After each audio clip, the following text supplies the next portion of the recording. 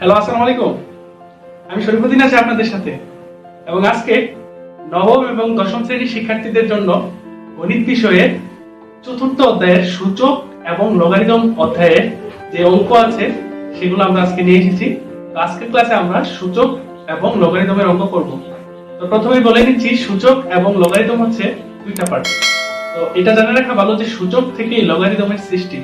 সেজন্য যেহেতু এটা একটা বড় একটা অধ্যায়, সেহেতু আমরা আজকের ক্লাসে সূচক করব এবং সূচকের যাবতীয় নিয়ম দেখব, সূত্র দেখব, আমরা ভিত্তি এবং ঘাত চিনব, এবং পরবর্তী ক্লাসে আমরা লগারিদমের অঙ্ক করব।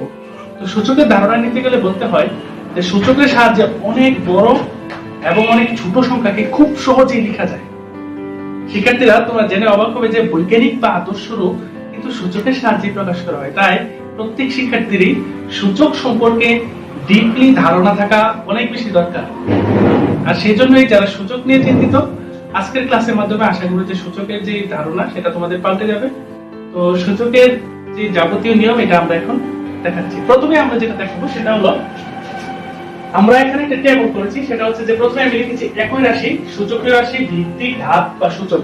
এই সূচকের অঙ্ক করতে হলে আমাদেরকে প্রথমেই সূচকের রাশি চিনতে হবে, ভিত্তি জানতে হবে, ঘাত বা সূচক জানতে হবে। তো আমি যদি প্রথমে সূচকের রাশি লিখি, তোমরা দেখো এখানে কিন্তু এই 2, এই 2 2 2 এই তিনটা কিন্তু গুণাকারে আছে। এখন আমরা যদি এটা সূচকের রাশি লিখি তাহলে কি হবে? তাহলে যেহেতু এখানে তিনটা 2 বা তিনটা 2, সেহেতু আমরা এখানে লিখব 2 এবং 2 এর সংখ্যা হচ্ছে 3, 1 2 3। তাহলে আমরা এটার উপর পাওয়ার লিখব 3। এখন কথা হচ্ছে, এখন আমাদের জানতে হবে কোনটা ভিত্তি এবং কোনটা সূচক। এখানে ভিত্তি হচ্ছে 2, তাহলে আমরা ভিত্তির গড় লিখব 2, এবং ঘাত হচ্ছে, ঘাত বা সূচক হচ্ছে 3, তাহলে আমরা এই সূচকের গড় লিখব 3।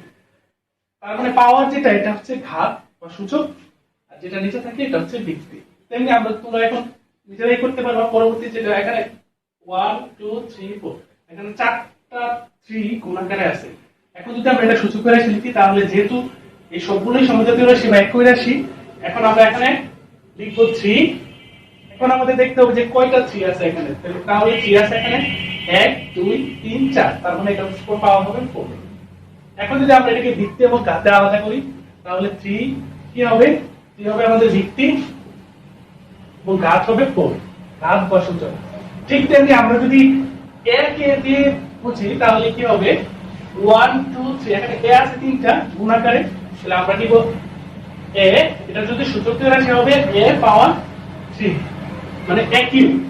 এখন এটার ভিত্তি হবে a এবং ঘাত বা সূচক হবে 3। তাহলে আশা করি শিক্ষার্থী বন্ধুরা তোমরা ঘাত এবং সূচকটা বুঝেছো। তো সূচকের অঙ্ক করতে গেলে আমাদের ঘাত এবং সূচকের পাশাপাশি আরো কিছু সূত্র জানতে হবে, যেগুলো আমাদের এই সূচকের অঙ্ক করতে খুবই হেল্প করবে। তো তোমাদের জন্য বলছি যে সূচক কিন্তু আসলে খুবই সহজ।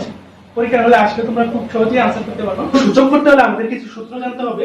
আমরা যখন ভিত্তি এবং ঘাত জেনে যাব তখন সূত্রটা আমাদের জন্য খুবই সহজ হবে। প্রথম যে সূত্রটা লিখেছি এটা তোমরা দেখো, এখানে হচ্ছে a power m into a power n। যখন দুটো রাশি গুণাকার থাকবে এবং তাদের ভিত্তি ঠিক থাকবে, আমরা একটু আগে জেনেছি যে এই নিচে যেটা থাকে এটা হচ্ছে ভিত্তি, তাহলে এটা হচ্ছে a এবং a, এই দুটো ভিত্তি যখন এক এবং গুণাকারে থাকে তখন এটা যোগ হয়ে যাবে a power m plus n। অর্থাৎ এখানে অন্য যে কোনো রাশি থাকতে পারে বা সংখ্যা থাকতে পারে, ওটা এখানে যোগ আকারে আসবে। এবং পরে যেটা আমরা লিখেছি এটা হচ্ছে যখন ভাগাকারে থাকবে দুটো রাশি a power m R a power n, তখন এটা হয়ে যাবে a power m minus n। এটা সহজ, এটা তোমাদের টেক্সট বইয়ে আছে। এই ভিত্তির যে এটা, এই যে চারটা, এটা তোমাদের টেক্সট বইয়ে আছে। এই সূত্রগুলো তোমাদের টেক্সট বইয়ে আছে। তোমরা এই টেক্সট বই থেকে সূত্রগুলো শিখে নিবা। শেখার কিছু নাই, তোমরা একবার দেখলে হয়তো পারবা, এটা যেহেতু সহজ নিয়ম। আবার অনেক সময় যদি যখন এটার দুটো সূত্র, একটা হচ্ছে যখন এই n গ্রেটার দেন m হয়, তার মানে এই n যদি m থেকে বড় হয় তখন 1/a পাওয়ার n মাইনাস m, এটা একটা সূত্র। তবে সচরাচর এই সূত্রটাই বেশিরভাগ আসে, এটা তেমন কাজে লাগে না। এরপরে যে সূত্রটা এটা হচ্ছে যখন পাওয়ারের উপর আবার পাওয়ার থাকবে। এখানে দেখো তোমরা যে a পাওয়ার m এর উপর পাওয়ার আবার n, তার মানে যখন পাওয়ারে গুণ হয়ে যায়, a পাওয়ার m এর উপর যখন আবার পাওয়ার n আসে তখন এই a m এবং n গুণ হয়ে গিয়েছে। তার মানে যখন পাওয়ার থাকে তখন পাওয়ার পাওয়ারে গুণ হয়ে যায়। এবং আরেকটা সূচক আছে, এটা হচ্ছে শূন্য সূচক, যেমন a পাওয়ার 0 যদি থাকে তখন এটা হয়ে যাবে 1, এবং a ইনভার্স n থাকলে 1 বাই a পাওয়ার n হয়ে যাবে। এই সূত্রগুলো লাগবে আমাদের সূচক করার জন্য। যখন আমরা এই সূত্রগুলো খুলতে জানবো তখন আমরা সূচক খুব সহজেই করতে পারবো। তো এখন আমরা কিছু উদাহরণের মাধ্যমে সূচক করব। আমরা করব দুইটা মান নির্ণয় করার মাধ্যমে আমরা সূচকের যে সূত্রগুলো দিয়েছিলাম এটার প্রয়োগটা দেখব। তো এখানে আমি উদাহরণ একটা দিয়েছি, উদাহরণ একের মধ্যে দুইটা মান নির্ণয় করতে বলেছে। একটা হচ্ছে 5 স্কয়ার আর একটা হচ্ছে 5 কিউব, এবং এখানে এই 2/3 এবং 2/3 এর ভিত্তিগুলো 1 এবং পাওয়ার 5 এবং -5। তো আমরা এখন কি করব, এটাকে সমাধান করে সূত্রের প্রয়োগটা দেখব। যেহেতু এখানে 5 স্কয়ার এবং এখানে 5 কিউব আছে এবং দুইটার ভিত্তি 1, আমরা বলেছিলাম তোমাদের একটা সূত্র দিয়েছিলাম, যখন দুইটা ভাগাকার থাকবে এবং ভিত্তি 1 থাকবে তখন কি হয়। তো যদি ভিত্তি 1 থাকে এবং দুইটা ভাগাকারে থাকে তখন আমরা কি করব, ভিত্তিটাকে নিব। ভাগের সময় আমরা জানি যে বিয়োগ হয়, তার মানে কি হবে 5 পাওয়ার উপরে আছে 2 - 3।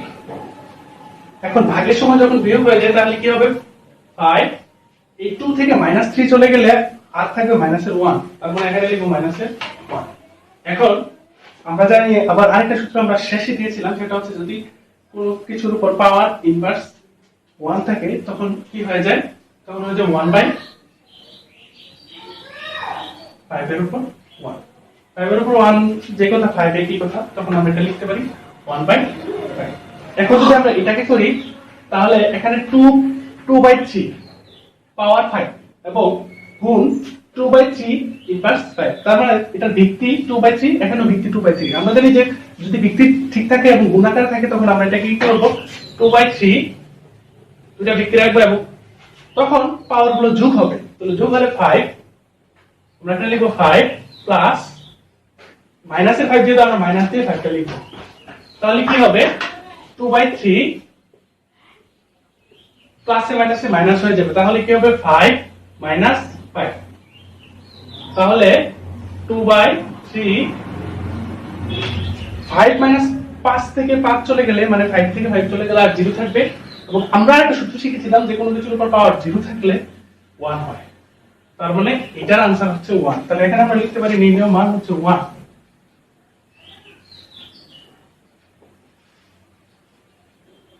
তার মানে সূচক করা এখন খুবই সহজ, খুব সহজে আমরা মান নির্ণয়ের মাধ্যমে এই সূচকগুলো করতে পারি। কিন্তু সরল দেখানো হয়েছে এবং সরল খুবই ইম্পর্টেন্ট এই সূচকের অঙ্কের জন্য। তো এখন আমরা এই সরলটা করব।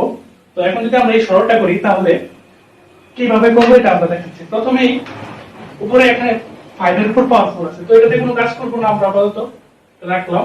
কিন্তু এখন এখানে 8 আছে, এটাকে আমরা কিভাবে সূচকীয় রাশিতে নিব এটা আমরা এখন দেখাবো।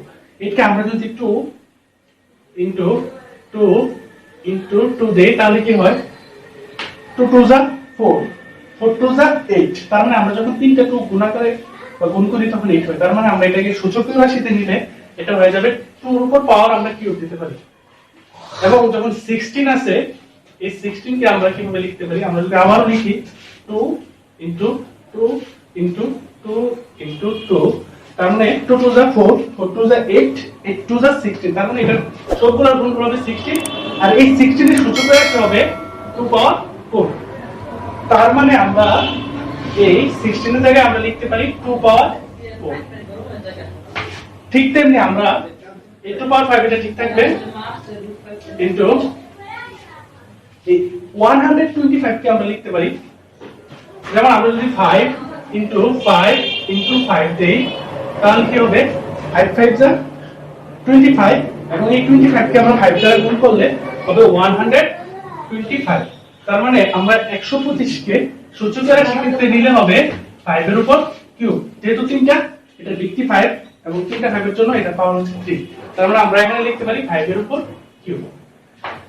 এখন আমরা এখানে এই এরপরের লাইনটা যদি আমরা করি, আমরা দেখা যাচ্ছে উপরে এখানে ভিত্তি 2 এবং এখানে ভিত্তি 2 আছে। আমরা জানি যখন ভিত্তি 2 থাকবে এবং গুণাকারে থাকবে তখন আমরা যোগ করে দিতে পারি। তার মানে আমরা বাকি সব ঠিক থাকবে, ওই জায়গাতে আমরা শুধু কাজ করব।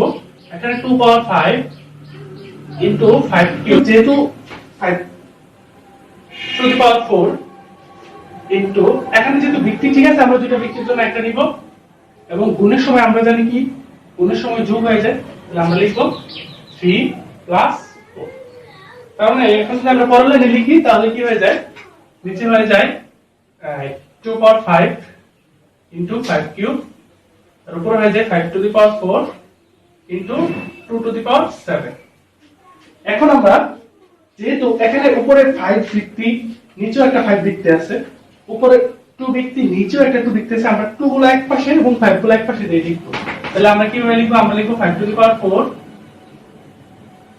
ইনটু 2 টু দি পাওয়ার 7 একটা আরেকটা আমরা লিখব 5 টু দি 5 কিউব আমরা 5 কিউব আগে নিয়ে আসলাম এবং 2 টু দি পাওয়ার 5 এখন যদি আমরা এর পরের লাইনটা লিখি তাহলে হবে আমরা এই 5 এবং 5 ভিত্তি ভাগাকারে আছে যখন দুটো ভিত্তি ভাগাকারে থাকবে তখন আমরা কি করব এটাকে আমরা এখন এটাকে আলাদা করে দেই এখন যদি আমরা এটাকে আলাদা করে নেই 5 to the power 4 5 cube into যেহেতু গুণাকার আছে আমরা এভাবে গুণ করে নিতে পারি এবং আমরা এটাকে করব 2 টু দি পাওয়ার 7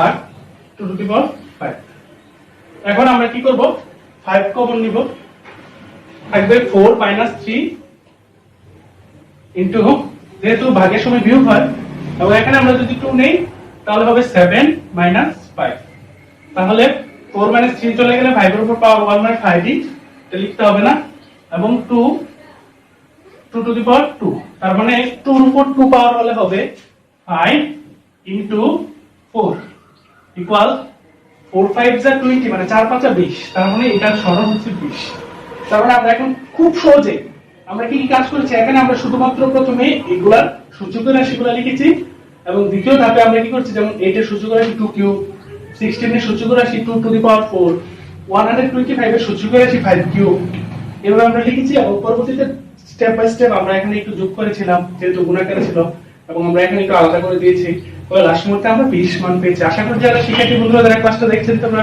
খুব সহজেই এটা করতে পারবে এবং এখানে সরলটা আসলে খুব সহজ শুধুমাত্র মাথায় নিয়মটা রাখলেই হবে এখন আমরা আরেকটা সরল আমি বোর্ডে লিখেছি এটা আমরা করব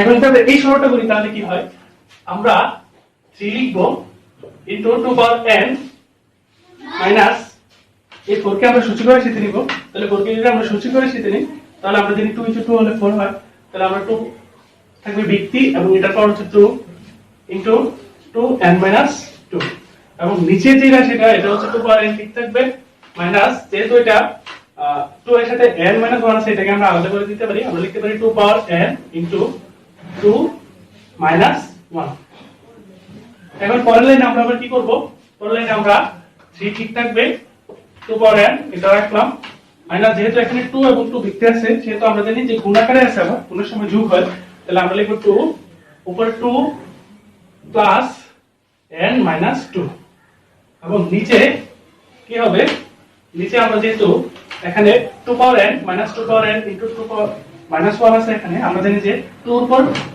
ইনভার্স 1 থাকলে এটাকে আমরা 1 বাই 2 পাওয়ার 1 লিখব তাহলে এটাকে আমরা নিচে লিখব 2 পাওয়ার n মাইনাস 2 পাওয়ার n ইনটু আমরা লিখব 1 বাই 2 পাওয়ার 1 এখন 2 পাওয়ার 1 আর দিতে হয় না এটা তুলকে রাখা যায় এর পরের লাইনে আমরা যেটা করব আমরা একটু কাজ করব সেটা হচ্ছে 3 2 পাওয়ার n মাইনাস এটাকে আমরা যোগ বিয়োগ করে দেব যেহেতু এখানে দুইটা প্লাসে দুইটা মাইনাসে তাহলে 2 পাওয়ার n থাকবে আর নিচে থাকে 2 পাওয়ার n মাইনাস 2 পাওয়ার n ইনটু হাফ এখন যদি আমরা এটাকে করি তাহলে কি হবে আমরা এখন এখান থেকে কমন নিব তাহলে আমরা যদি কমন নেই এখানে 2 পাওয়ার n এখানে 2 পাওয়ার n আছে এবং নিচেও 2 পাওয়ার n 2 পাওয়ার n আছে তাহলে আমরা উপর থেকে এবং নিচে থেকে দুই জায়গা থেকে 2 পাওয়ার n কমন নিতে পারি তাহলে আমরা উপরে যদি 2 পাওয়ার n কমন নেই তাহলে আর থাকে এখান থেকে যদি 2 পাওয়ার n নিয়ে নিই তাহলে আর থাকে মাত্র 3 তারপর মাইনাস এখান থেকে 2 পাওয়ার n কমন নিয়ে নিলে থাকবে 3 এবং মাইনাস আবার 2 পাওয়ার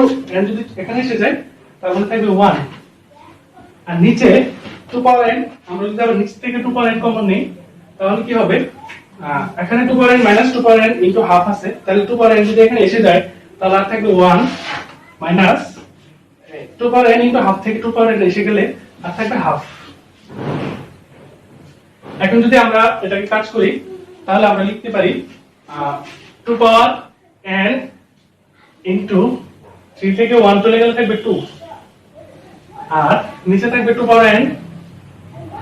এটাকে যদি আমরা লসাগু করি তাহলে আবার এটা হাফই হবে। যেমন আমরা যদি এটা লসাগু করি তাহলে নিচে হবে 2, 2 আর নিচে 1 এর লসাগু হচ্ছে 2, এবং নিচে আমরা জানি লসাগু নিয়ম হচ্ছে নিচেরটা দিয়ে ভাগ উপরটা দিয়ে গুণ।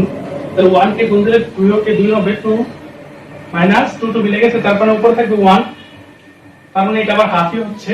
তাহলে এটাকে আমরা যদি লিখি তাহলে হবে 2 পাওয়ার n ইনটু 2, এবং নিচে থাকবে 2 পাওয়ার n ইনটু হাফ, 2 হাফ। এবং আমরা এই 2 পাওয়ার n এবং এই 2 পাওয়ার n কেটে দিতে পারি, তাহলে আর থাকে 2।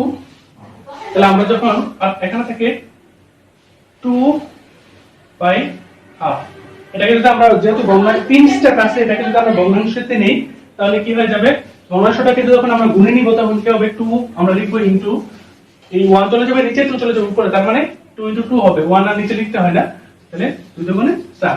তার মানে আমরা যদি উদাহরণ 2 এর ক নম্বর সরলটা তৈরি করেছিলাম এবং এই সরলটা করেছি, শিক্ষার্থী বন্ধুরা তোমরা দেখো যে এখানে আমরা জাস্ট কিছু স্পেসিফিক কাজ করেছি, যেটা হচ্ছে যে আমরা এই প্রথমে 4 এর সূচক করে সেখানে লিখেছি, এবং নিচে আমরা কি করেছি এটাকে একটু আলাদা করে দিয়েছি, এই 2 পাওয়ার n লিখেছি এবং ইনটু দিয়ে 2 পাওয়ার মাইনাস ইনভার্স 1 লিখেছি, এবং দ্বিতীয় লাইনে কি করেছি আমরা এগুলো যোগ বিয়োগ করেছি বা সূত্র প্রয়োগ করেছি, এবং শেষে খুব সহজে কমন নিয়ে আমরা এই অঙ্কটা করেছি।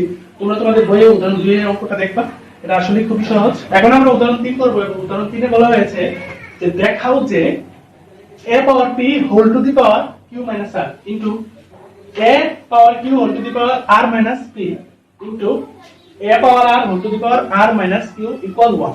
তার মানে এটাকে আমরা এটার আমরা ফলাফল বের হবে 1। তাহলে আমরা যদি এটাকে লেফট সাইড দিয়ে করি, প্রথমে আমাদের লিখতে হবে লেফট সাইড লিখে আমাদের এই প্রশ্নটা লিখতে হবে। তাহলে প্রথমে আমরা যদি এটা লিখি a power p whole to the power q minus r into a power q whole to the power r minus p into a power r whole to the power p minus q।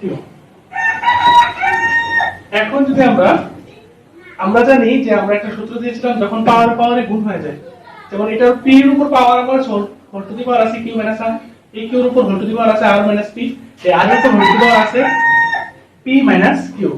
এখন আমরা কি করব, পাওয়ারে গুণ হয়েছে, তাহলে আমরা এখানে a রাখবো, এখানে p into q minus r, যেহেতু সূত্র আছে যে পাওয়ারে গুণ হয়ে যায়, ইনটু এখানে আমরা লিখব a q into r minus p, আমরা এখানে লিখব a r into p minus q।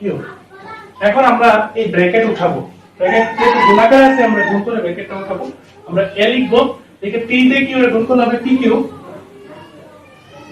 Minus p দিয়ে r গুণ করলে হবে pr, কিন্তু এখানে a ঠিক থাকবে, আমরা যখন q দিয়ে গুণ দিব তাহলে হবে qr মাইনাস q দিয়ে p এর গুণ করলে হবে pq, কিন্তু আমরা যদি আবার এখানে a রাখি তাহলে r দিয়ে p এর গুণ করলে হবে rp মাইনাস, এখন যদি আমরা r দিয়ে q এর গুণ করি তাহলে হবে q।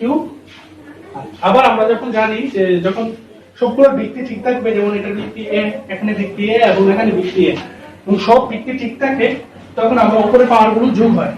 তা এখন আমরা যোগ করে দিব a, সবগুলোর জন্য একটা ভিত্তি নিব, তাহলে আমরা লিখব p q minus pr plus qr minus pq plus rp minus qr। এখন pq প্লাস এর এখানে pq আছে মাইনাস, তাহলে এটা আমরা কেটে দিতে পারি, মাইনাসের pr আবার প্লাসের pr, এটা rp pr একই কথা, এটাকে আমরা কেটে দিতে পারি, এই qr এবং qr কেটে দিতে পারি। তার মানে যদি উপরে সবগুলাই কাটা চলে যায় তাহলে হবে a টু দি পাওয়ার 0, এবং a টু দি পাওয়ার 0 মানে আমরা জানি 1, তাহলে এই রাইট সাইডেও 1 দেওয়া আছে, সুতরাং আমরা লিখতে পারি লেফট সাইড সমান রাইট সাইড, যেহেতু দেখাইতে বলছে আমরা লিখব শুট, শুট মানে হচ্ছে দেখানো হলো। সো প্রিয় শিক্ষার্থী বন্ধুরা, আশা করি যে আজকের এই সূচক এবং লগারিদমের মধ্যে এই সূচকের পাঠটা তোমরা কিছুটা বুঝেছো, এবং এটার আরো কিছু অঙ্ক আছে, তো এটা আমরা পরবর্তী ক্লাসে করব। তো এখন আমরা তোমাদের জন্য একটা হোমওয়ার্ক দিব, আজকের এই ক্লাসটা করে তোমরা বাসায় হোমওয়ার্ক করবে, সেটা হচ্ছে তোমরা অনুসরণী। আমি এটা লিখে নিচ্ছি কালকে কি হোমওয়ার্ক থাকবে, মানে আমি পরবর্তী ক্লাসের আগে তোমরা যে হোমওয়ার্কটা করবে এটা হচ্ছে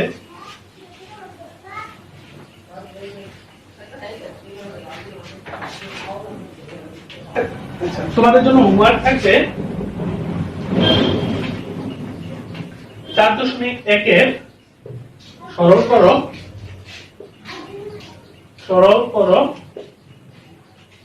1 থেকে 8 এবং পৃষ্ঠা হচ্ছে 80। তোমরা এই 4.1 এর সরল করো 1 থেকে 8 পৃষ্ঠা 80 এটা হোমওয়ার্ক করে নিবা, এবং হোমওয়ার্ক করে তোমরা প্রয়োজনে ছবি তুলে আমার কমেন্ট বক্সে দিবে, অথবা তোমরা করে দিবে। কোনো সমস্যা থাকলে অবশ্যই কমেন্ট করে জানাবে। তো আশা করি আজকের ক্লাসটা তোমাদের ভালো লেগেছে। সূচকের আরো কিছু নিয়ম আছে এবং লগারিদমের কিছু নিয়ম আছে। তোমরা প্রথমে আমি ক্লাসের শুরুতে বলেছিলাম সূচক থেকে লগারিদমের সৃষ্টি, লগারিদম সহ তোমরা এটা করে নিবা। এবং আজকের জন্য আমি বিদায় নিচ্ছি।